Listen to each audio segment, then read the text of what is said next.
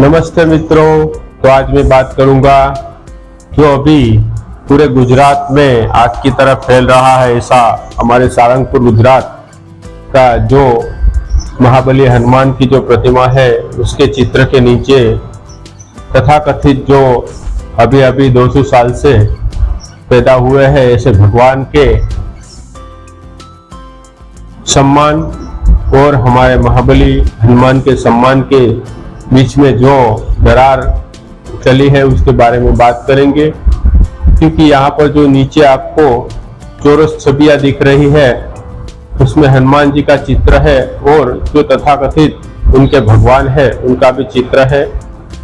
इन दोनों के जो चित्र है उसमें तथाकथित भगवान बैठे हैं और हनुमान जी उनके सामने झुककर उसको फल वगैरह ऐसा दे रहे हैं, ऐसा यहाँ बताया जा रहा है कि और ये लोग साबित करना चाहते हैं कि जो ये हमारे तथाकथित भगवान है उसके सामने आपके सभी भगवानों के भी चित्र ऐसे चित्रे जाते हैं कि वो उनको सम्मान देते थे, वो उनके अधीन थे। हमारे भगवान के पास आपके भगवान ऐसा स्वरूप लेके आए थे, ऐसा साबित करना चाहते हैं। तो मध्यकालीन में हमारे ग्रंथों में जो मिलावट हुई है उससे ज्यादा भी मिलावट अभी भी हो रही है। क्योंकि आजकल जो ऐसे नए नए मत पंथ संप्रदाय खड़े होते हैं ये लोग अपने भगवान को सर्वोपरि साबित करने के लिए जो हमारे आदि पुरुष हो गए इनको उसके आसक्त बताते हैं, यानी इनके जो प्रेमी बताते हैं कि ये आपके भगवान है और ये जो हमारे भगवान है वो ऐसा ऐसा करते थे। आपके भगवान हमारे भगवान के पास से ये करवाते थे, करते थे, ऐसा सब उसके शास्त्रों में मिलावट के रूप में वर्णन करते हैं ताकि जो ये भगवानों को मानने वाले हैं, श्री राम को मानने वाले हैं, कृष्ण को मानने वाले हैं, श्री हनुमान को मानने वाले हैं, भगवान शिव को मानने वाले हैं, और इन सब के जो भगवान है इनको अपने भगवान के साथ किसी न किसी प्रकार के जोड़ देते हैं कि वहां पर ये मिले थे उनको, वहां पर ये मिले थे उनको, वहां पर ये मिले थे, और आपके जो भगवान है उसने हमारे भगवान को ये कहा था, ये उनकी सेवाएं की थी, ऐसा सब अपने शास्त्रों में डाल देते हैं और अपने भगवान को वो सिद्ध करने में लगे रहते हैं और सर्वोपरि साबित करते हैं। तो ये बात बिल्कुल गलत है। जो भगवान हमारे जन्म ले गए हैं, भगवान शिव है, भगवान राम है, भगवान श्री कृष्ण है, महाबली हनुमान है, ऐसे तो कई महापुरुष हो गए हैं जो इसमें ईश्वर के गुण थे। और जो ये भगवान बताए हैं मैंने, भगवान शिव, राम, श्री कृष्ण, हनुमान, सब एक साधना करते थे। तो वो किन की साधना करते हैं? वो भी ईश्वर की साधना करते थे और उन्होंने कभी नहीं कहा कि हमारी पूजा करें।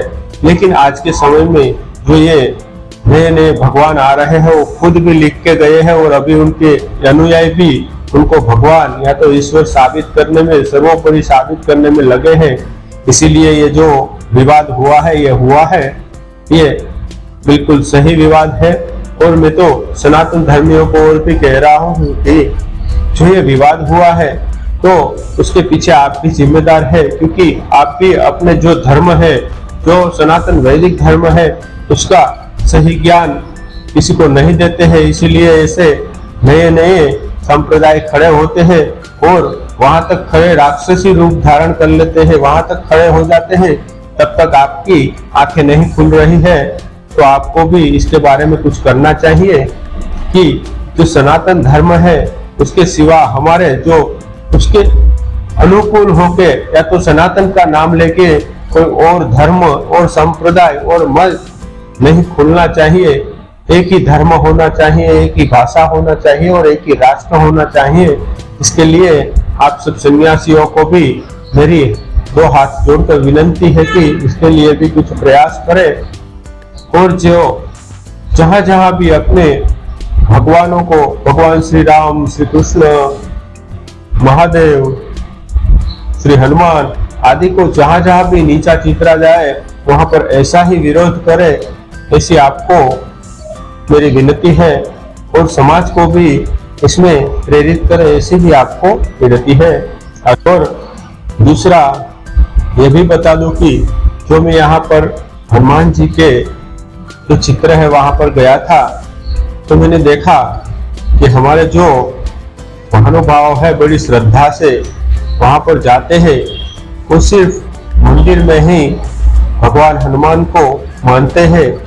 जो यहाँ पर आपके सामने चित्र दिख रहा है, जो हनुमान जी की प्रतिमा है, जहाँ पर ही विवाद ये खड़ा हुआ है, वहां पर ये लोग सिर्फ सेल्फी लेने जाते हैं। मैंने वहां जाके बहुत समय तक देखा, कोई भी ये जो हनुमान की प्रतिमा है बड़ी, उसके सामने हाथ जोड़कर 5 मिनट ध्यान से बैठा हो और भगवान का नाम लिया हो, ऐसा मेरे को कहीं पर भी दिखना नहीं मिला। सब सीन सपाटे कर रहे थे और अपनी अपनी सेल्फियां और फोटोग्राफी करके घर चले जाते हैं। ऐसा यहाँ पर माहौल था। मेरे को कहीं भी यहाँ पर कोई जो भगवान को अच्छी श्रद्धा से मिलने आए हो या तो उसके गुण ग्रहण करने आए हो, ऐसा मेरे को यहाँ पर नहीं लगा। बस घूमने फिरने के लिए यहाँ आए हैं, ऐसा मेरे को यहाँ 100% प्रतीत हुआ। क्योंकि मैं किसी भी धर्म स्थान पे जाता हूँ तो एक उद्देश्य लेके जाता हूँ कि वहां पर मेरे को क्या मिलेगा। या तो मैं पहले से ही घर से तय करके जाता हूँ कि मैं सिर्फ घूमने जा रहा हूँ, मैं किसी भगवान को दर्शन करने नहीं जाता हूँ, क्योंकि मैं तो मानता हूँ कि ईश्वर सर्वत्र है, निराकार है, अजर है, अमर है, अभय है, नित्य है, पवित्र है। तो मैं उसकी उपासना करता हूँ और वो मेरे साथ हरदम रहता है, मैं उनके साथ हरदम रहता हूँ। तो मेरे को ईश्वर की खोज करने के लिए सहारनपुर जाना है, ऐसा मैं कभी भी चिंतन करके नहीं निकलता हूँ। बस मैं सब कुछ जो अपना पर्यटन स्थल है या तो धार्मिक स्थल है उसका दौरा करता हूँ और वहाँ पे जाके सब कुछ देखता हूँ। इतना ही मेरा उद्देश्य है।